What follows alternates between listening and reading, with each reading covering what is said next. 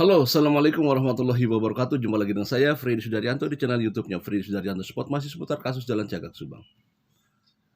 Ada yang nanyain ke saya di beberapa komentar, Bang Fred, katanya,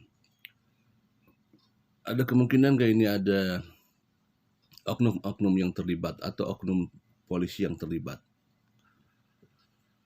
Ya, dalam suatu kasus apapun itu, terutama kasus masalah pembunuhan yang pelik ya, pembunuhan yang pelik, yang alot, itu memang kadang-kadang, karena memang ini bukan lagi rahasia umum ya, ada saja dari pihak oknum atau dari pihak kepolisian yang ikut terlibat, atau oknum lah ya, bukan terlibat maksudnya, ikut mempengaruhi proses daripada penyelidikan. Itu bisa saja seperti kalau misalnya pertanyaannya Bang Fred, ada kemungkinan nggak misalkan? Ya, tidak ada yang tidak mungkin. Tidak ada yang tidak mungkin, karena kita pernah lihat juga banyak, ada beberapa kejadian yang keterlibatan daripada seorang polisi tersebut. Ya, sekali lagi itu sebenarnya bukan melambangkan polisinya, sebenarnya lebih pada oknum ya. Kalau misalkan itu memang ada, ya itu oknum. Bukan hanya di kepolisian, ya di bagian institusi lain ya, katakanlah di KPK atau di mana ya, di kementerian-kementerian atau di apa itu, ada saja memang itu. Tapi kembali lagi, aturan yang dipakai kan sebenarnya sudah jelas. Tetapi kalau misalkan ada yang melanggar, itulah oknum. Di semua instansi ada aja oknum itu, termasuk salah satu di kepolisian. Juga tidak menutup kemungkinan juga ada oknum di situ. Apakah di kasus Subang ini akan ada oknum juga? Tidak menutup kemungkinan, saya bilang. Tidak ada yang tidak mungkin, ya. Tetapi dikembalikan lagi, ini semua adalah kepada instansi polisinya. Ya, itu mereka yang lebih tahu. Kalau ditanya misalkan mungkin, ya saya katakan ada kemungkinan. Saya tidak mungkin mengatakan tidak mungkin polisi, karena polisi juga manusia. Polisi juga manusia seperti kita, halnya sama ya. Kadang-kadang gini, tidak semuanya orang, contoh masuklah gini, tidak semuanya orang masuk pesantren itu baik gitu lah ya. Kalau kita lihat pesantren, oh ini beragamis gitu ya. Tapi tidak semuanya juga baik. Kadang-kadang ada juga yang melakukan hal-hal yang yang kita tidak duga. Kita pernah lihat waktu itu di Bandung ya. Ada sendiri pendiri namanya ketua daripada suatu pesantren terlibat dalam kasus yang tidak baik ya di Antapani sana. Nah, itu salah satu contoh. Itu kan itunya bagus, pesantren agamis. Jadi tidak selalu bahwa hal-hal yang sifatnya instansinya baik, kemudian semuanya menjadi baik, enggak juga. Sama di kepolisian juga. Kepolisian itu adalah penegak hukum. Ya, semuanya pasti baik karena mereka adalah penegak hukum. Enggak juga. Ya, tidak sedikit pihak Kapolri memecat beberapa anggotanya ya. Bukan hanya mutasi, memecat malah karena ada oknum. Kita tahu ya, banyak beberapa polisi juga yang sempat dipecat oleh Kapolri ya. Itu adalah oknum. Apakah di kasus Subang ada? Who knows, siapa tahu. Ada kemungkinan juga ya. Nah, tapi begini, apakah di kasus Subang ini ada oknum apa tidak?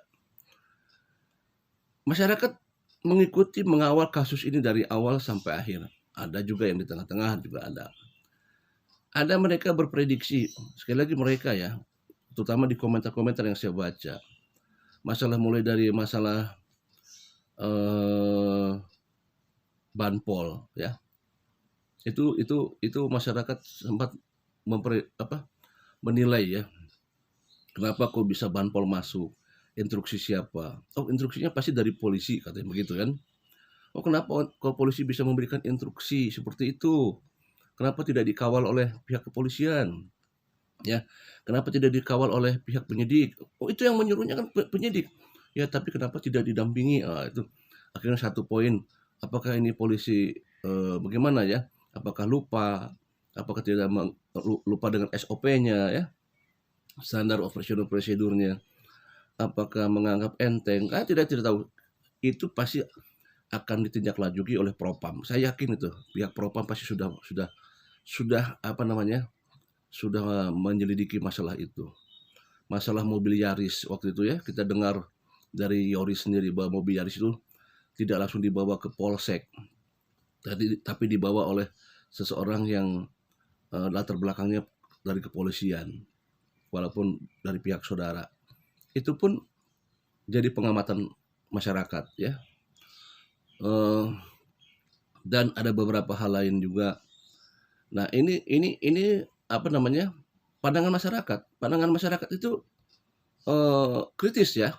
Kritis karena mereka berbagai macam latar pendidikan di masyarakat tuh ya, beraneka ragam ya, dari mulai pendidikan SD sampai pendidikan perguruan tinggi, dari dari pegawai rendahan sampai pegawai tingkat tinggi, yang tidak bersekolah dan yang bersekolah, semua ada di masyarakat itu. Mereka menilai semua. Nah, kasus Subang ini memang di masyarakat ada prediksi-prediksi atau asumsi-asumsi atau anggapan-anggapan mungkin ada keterlibatan oknum pihak polisian. Sekali lagi itu bisa saja terjadi, tapi kita tidak boleh menuduh. Sekali lagi, kita tidak boleh menuduh karena hasil akhirnya ada di kepolisian. Polisi juga kita yakinilah, yakin polisi itu dia tidak mungkin lah ya apa namanya, dikalahkan oleh hal yang sifatnya abuse of power ya. Sekalipun ada kekuatan yang tingkat tinggi, karena apa? Tetap mereka punya apa, jiwa korsa kepolisiannya itu tidak akan luntur. Saya yakin itu semua. Saya yakin berjiwa korsa kepolisian itu tidak akan luntur. Ya, sekalipun ada backing tingkat tinggi ya, dengan apa segala macam, pasti insya Allah akan ditebas sesuai dengan apa yang disampaikan oleh Kapolri. Kalau tidak ada dapat ekornya, kepalanya ditebaskan begitu. Artinya apa? Bahwa kalaupun misalkan ada sesuatu hal dari polisi, itu adalah oknum, perseorangan, bukan bawa nama institusi. Nah, tapi masyarakat sekarang begini, ada hal yang membuat masyarakat menjadi tenang, ada hal yang membuat masyarakat jadi bahagia, adalah pada saat apa yang dirasakan oleh masyarakat itu terlaksana atau minimal terinformasi. Misalkan begini, Bang Pret, kalau misalkan ada oknum dari polisi dari kasus Subang ini, rasanya kalau kita pengen banget gitu ya, masyarakat tuh misalkan adanya hukuman, semacam hukuman punishment terhadap oknum tersebut kemudian diperlihatkan kepada masyarakat gitu. Itu memang akan lebih membuat apa namanya, masyarakat akan lebih senang dan lebih apa, oh inilah keseriusan polisi. Tetapi kan polisi tidak bisa juga tidak serta merta, kalaupun misalkan ada oknum kemudian di-up di media, mungkin juga tidak seperti itu karena mereka juga punya aturan ya. Ya, kepolisian punya aturan, nanti juga akan berhubungan dengan HAM ya. Apa namanya, tetap kalaupun misalkan harus diperlihatkan, mungkin diperlihatkan secara tidak langsung, misalkan dimutasi dia, seperti itu kan hal-hal yang bisa jadi hukuman punishment secara halus ya dari pihak oknumnya, keterlibatan mutasi misalkan seperti itu. Nah, itu kan salah satunya hal yang bisa apa namanya, punishment terhadap hukuman terhadap oknum polisi. Walaupun itu tidak bisa dijadikan hal yang pasti karena ada namanya rolling di kepolisian, itu rolling ya. Nah, terkait masalah mutasi juga ya, itu kan kita tidak bisa dijadikan kalau mutasi wah itu yang bersangkutan mengalami kegagalan dalam bertugas, yang bersangkutan mengalami kesalahan dalam bertugas, tidak bisa juga seperti itu. Tapi minimal masyarakat dengan adanya seperti itu, misalkan ada yang keterlibatan, oh ini misalkan dari kanit apa misalkan ya yang menyuruh banpol, tiba-tiba yang bersangkutan dimutasi misalkan ya, ini contoh misalkan ya, yang menyuruh banpol kemarin masuk ke TKP itu adalah kanit ini misalkan contoh, kemudian dimutasi, wah masyarakat minimal masyarakat oh iya, nah seperti itu. Ini contoh aja semacam kayak begitu. Jadi masyarakat juga pengen apa benar sih ada oknum seperti itu gitu kan. Nah, diberikan informasi oleh pimpinan, polisinya di tingkatnya ya, misalkan kalau di Polresnya, kemudian di Polda Jabarnya ya, seperti itu, diperlihatkan kepada masyarakat secara halus seperti itu. Sehingga masyarakat, "Oh iya benar, betul bahwa polisi itu adalah tidak terkontaminasi. Polisi tidak terpengaruh oleh hal-hal apapun, apapun yang ada tebas, apapun yang melanggar tebas, siapapun yang oknum tebas. Tidak ada tebang pilih, semuanya tajam ke atas, jangan tajam ke bawah, tapi tumpul ke atas. Jangan, harus tajam ke atas juga ya." Jadi itulah harapan masyarakat sebenarnya. Jika memang ada oknum dari pihak kepolisian, bisa dari pihak kepolisian memberikan informasi kepada masyarakat. Harapan ini ya, sekali lagi harapan. Walaupun polisi punya aturan tersendiri.